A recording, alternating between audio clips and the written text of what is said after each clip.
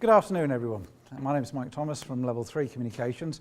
I'm just going to go through very quickly the view. First of all, who are Level 3 to start off with? Some of you may not be aware, so a very quick view about Level 3. I want to talk about our standard AWS product that we've got available, Cloud Connect. I want to talk about PSN, and there's some very interesting things happened just over this last weekend on PSN. I want to talk about our PSN product going forward. So, unfortunately, I've got to be on a call at 3, so it's going to be fairly quick, but we'll get through it, okay? So with any luck, if I can press the right buttons on here. Yeah, who we are. First of all, Level 3. Level 3 is a US-based company.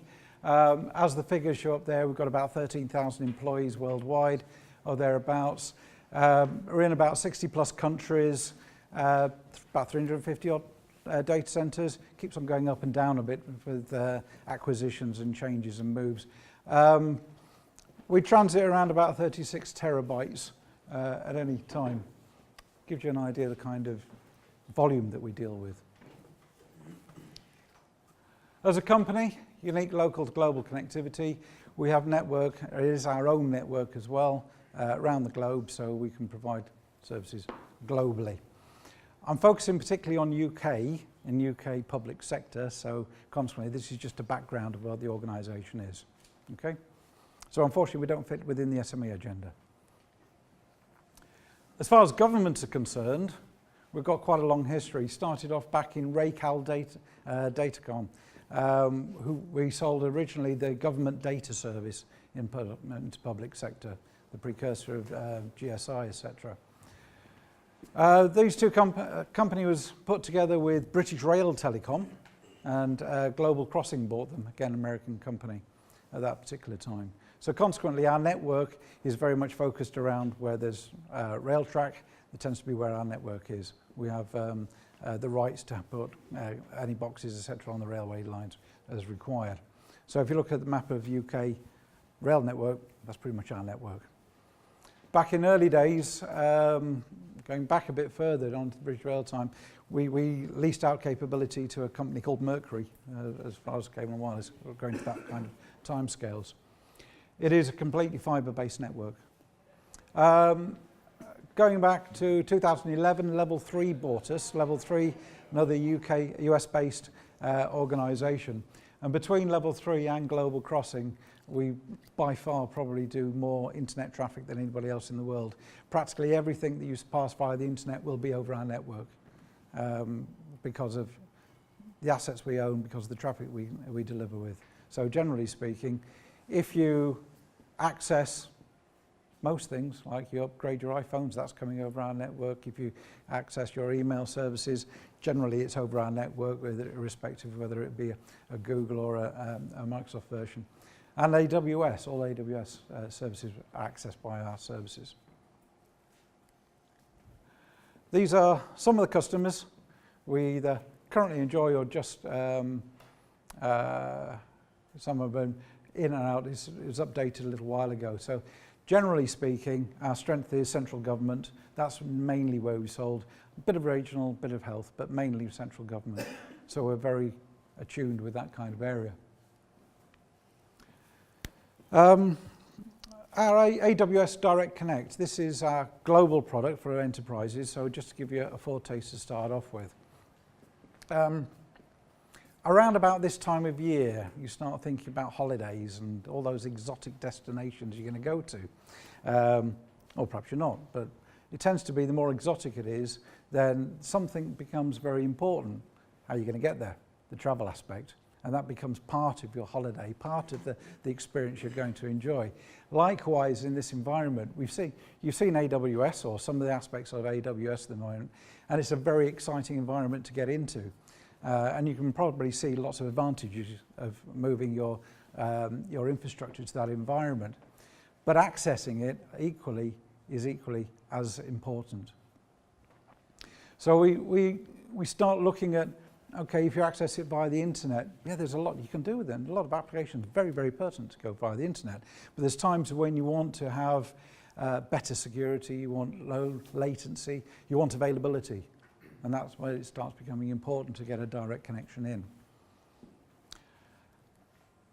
So our Connect solutions, as far as we're connected, we can provide an optimized connectivity over a private connection directly into AWS. We are connected to every AWS connection around the globe. So we've got 5 years experience providing AWS services. We're pretty well versed to how this is provided for.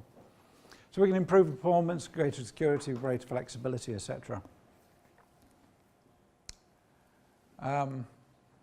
Click on to the next one. Comes into 2 different flavors. Number 1 is dedicated connections. Dedicated connections run from 1 gig up to 10 gig, high-speed connections. They tend to be used for data center connectivity to AWS if you're enhancing your own data center capability into AWS environments, or alternatively if you're doing big data drains to AWS, similarly to the previous presentation. Possibly more likely is the hosted connections. Hosted connections are available from 50 meg to 500 meg. So they tend to be relatively low bandwidth type connections, but one-to-one VLAN to virtual port connectivity, MPLS supported as you'd expect, and layer 2 connectivity. These tend to be for initial cloud development, where you're starting with something to grow to be a bit larger. Virtual desktops or application development or starting application hosting environments. As far as the UK environment, we have 2 direct connections into the UK, one at Slough, one at London. And so we're providing that connectivity now into the UK environment. This is a table, quite handy little table, gives you a sort of ready reckoner of what's available. First of all, we talk about, these are our products, what we call them, but fundamentally, this is the type of topology that's used, whether it's point-to-point, whether it's point-to-many, or intermeshed. The kind of technology is delivered over, the speeds available, the Ethernet capability, and also sort of billing configuration that's being used. Do you want a flat rate? Do you want to pay as you use? Do you want to, whichever way you want for it to run? We think, or we are developing in the moment, so we can start being more reactive to bandwidth requirements. So the app can then push to our network the kind of bandwidth requirements you may need to make run. So you may start off at a fairly low requirement, but the app and the network will turn up as demand increases and declines. So that makes it very, very, very flexible way for it to operate. Because you're going onto a shared environment, it means, and this is all on net, it's very quick to deploy, very robust solution. So when we talk about PSN, most of you will have come across PSN, I gather? Yes? Anybody hasn't?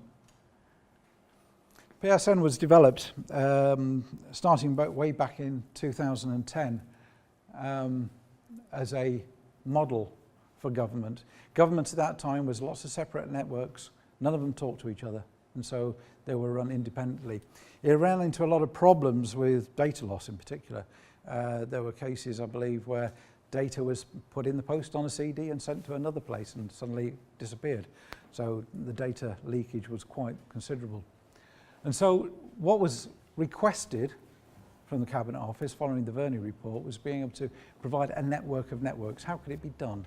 What could we do that was a model in the enterprise model, in the enterprise world, that we could put together and make it operate? And possibly even more importantly than that is if you've got a multi-supplier model, you've got multiple suppliers providing your service, how could they all work together? How could you guarantee they would all work? How do you deal with the service management aspects? Before SI is very prominent in the marketplace, you had one throat to choke, which was the SI. Suddenly there's multiple. How do you make it work? And those are the kinds of things we dealt with within it. We were the first conveyancer GCN operator in place. The GCN is, sorry, I'll come on to it in another slide.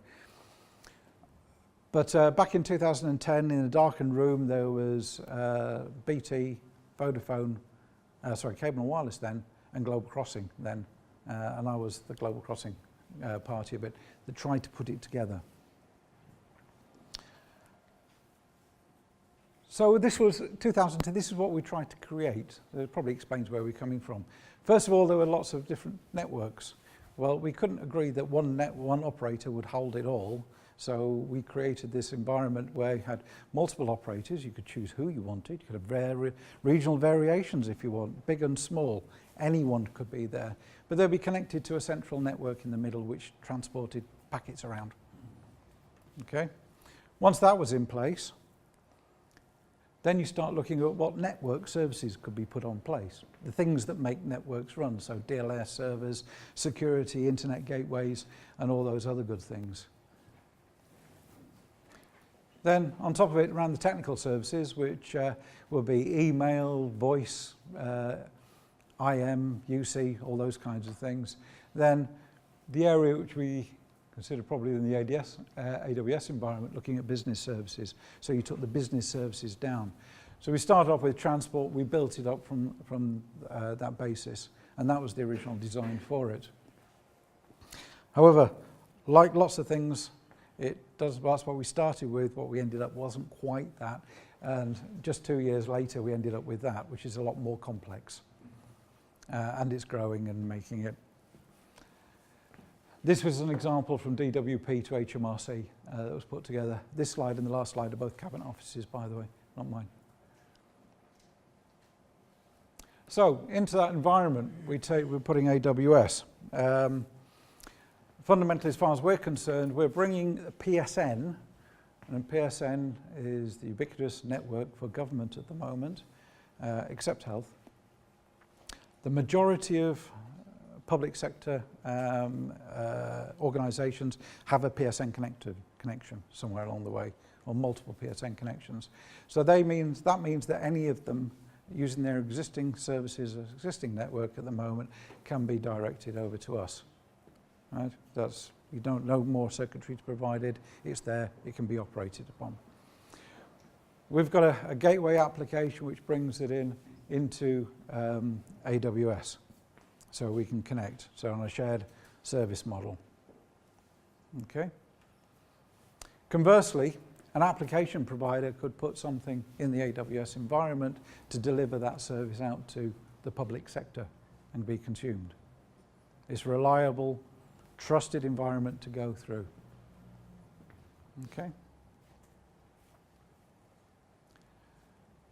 This service is new. Very new, and we're just working on at the moment PSNP, the Protect. So the higher security requirements, utilising our IPED. IPED is in to provide an encryption domain, so encrypted service from the customer's viewpoint directly into the AWS environment. So we take the trusted environment right to the door, right to the data center or virtual data center door, which is AWS environment. It is layer 3 because PSN is layer 3.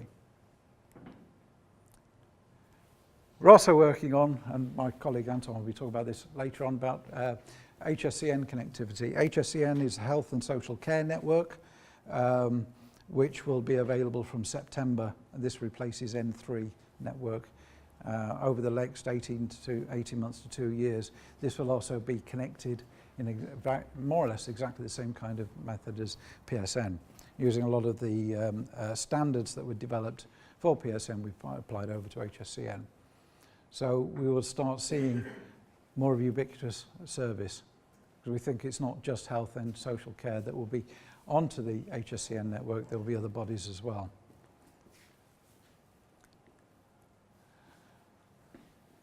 Brought you way back in time. Because this is a summary slide. This is what it is. So why would you have it? You can use the internet, and there's absolutely no reason why you couldn't use the internet for lots of services. But it depends if you want increased performance, security, and flexibility. Most of you, if you're using the internet, it goes wrong. Where's the problem lay? How are you going to deal with that? Whose throat are you going to choke? There isn't really a risk to anyone, a single person you can be able to deal with that. Within the PSN, HSCN world, there is a route to be able to deal with those issues. So when it comes up to it, it's not me, Gov, you've got an answer, it can be dealt with. Make sure you get the performance up and running.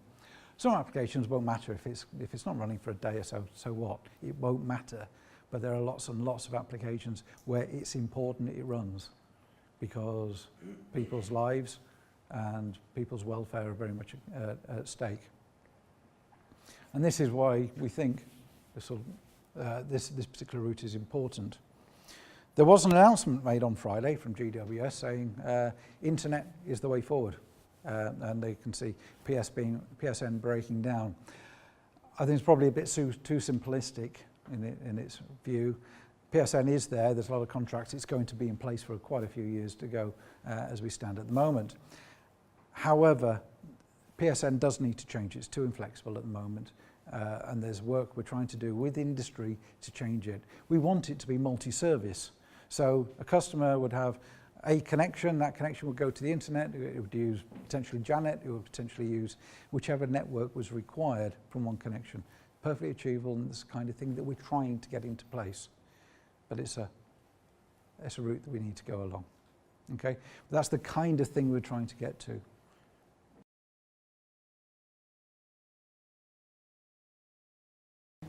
So PSN is now a success, is it?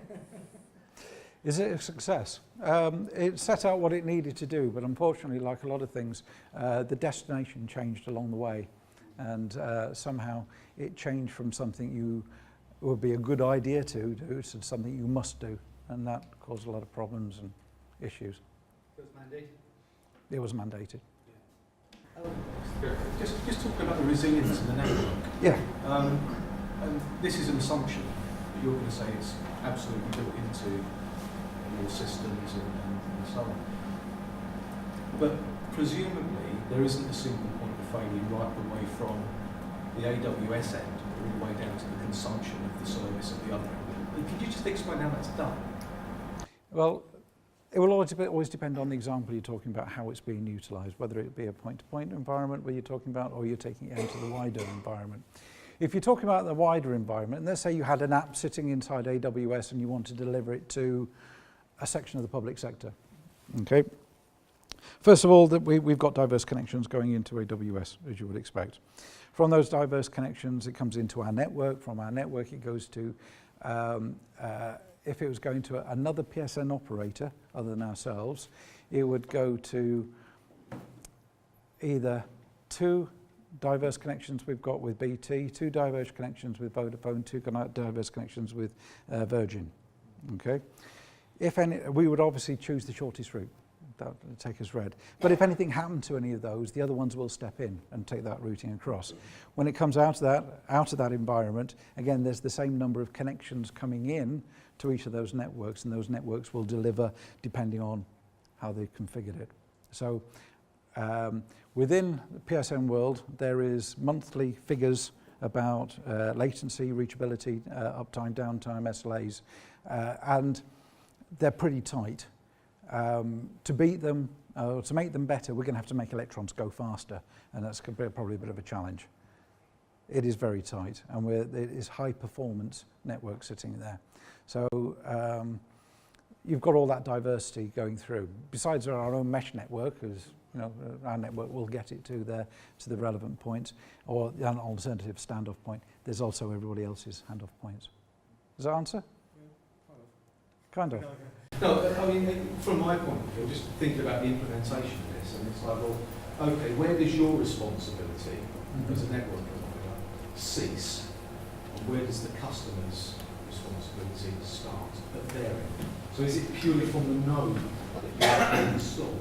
Because at that point, I mean, presumably you have to have two separate end node boxes or more to ensure that there's a different path in the local area network.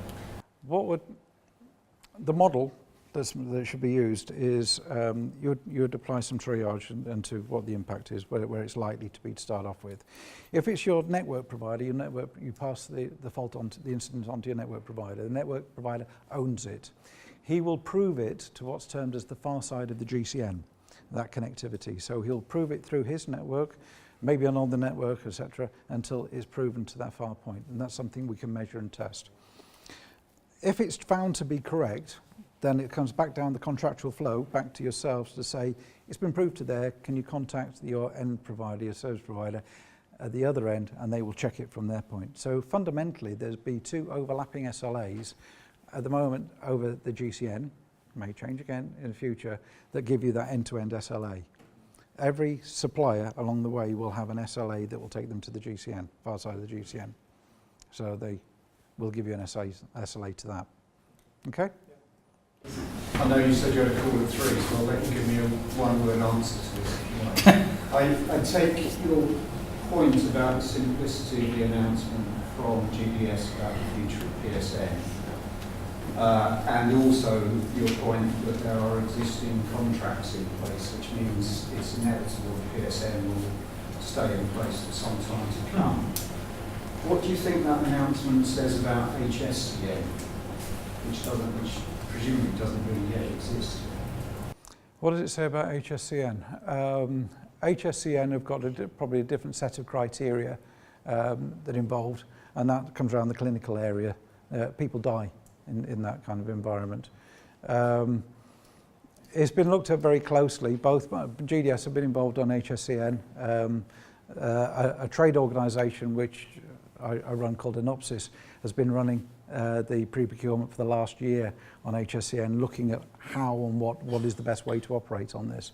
And there are some subtle changes from PSN. What we've tried to do is take the learning from PSN, but bring in things like layer 2, layer 3, mobile working and things of that nature. But the most important aspect of it is multi-supplier working. And how do multiple suppliers who are delivering a service work together to deliver the service for you? Probably more important than the technology, to be perfectly honest. That's be all and end all. How it impacts them, I guess NHS Digital will be the people to ask, but they're the ones who have looked at it. They've been involved in the discussions that GDS have had with the what's it called, the network council, the technology leaders, whatever it is. Been involved in that, and they decided this is the route they want to take. Similarly, I think every CIO out there will have a view, what they want to do, what they don't want to do. What I would suggest is a sensible route is, what they've said is not bad, but you've got to make sure it's secured and it delivers the kind of performance that you're looking for. Don't just, I'll do it on the internet, I'll get a couple of broadband connections and where we're big because you'll fall flat. So it's tempering what they're saying and trying to apply sense to it. And I think that there's a lot of work going on at the moment. In March, there's a big round table being held to look at, from industry side and from public sector side, what can we do to change things? Because it was 7 years ago we designed that PSN, and things have moved on and we need to change. We've been badgering GDS now for the last 2 years saying we need to do some things, and they have taken an approach that they will decide what they want to do, and they don't want to listen to the marketplace or the supplier side about what they want to choose. Fine. We think as supplier base, there's things we're doing in other countries, other territories, other markets, which I think is very, very applicable to public sector. And I think that the mood is changing GDS to have a much more collaborative approach, and I think that we're going along that kind of route now. So I don't think what they're doing is bad. You just there needs to be some guidance as to what really they mean. Does that? Yeah, that's fine. It wasn't a one-word answer, was it? No, sorry. I sent them a message just before I come on and said I might be a few minutes late. So that was my get out of jail. Please feel free. My details are, someone will have them here. If you want to reach out, please do anytime. Happy to talk, either with my industry Anopsis hat on, and I won't talk about level 3, I'll just talk general, or if you want to talk about what level 3 can cope for you, delighted to talk. Okay.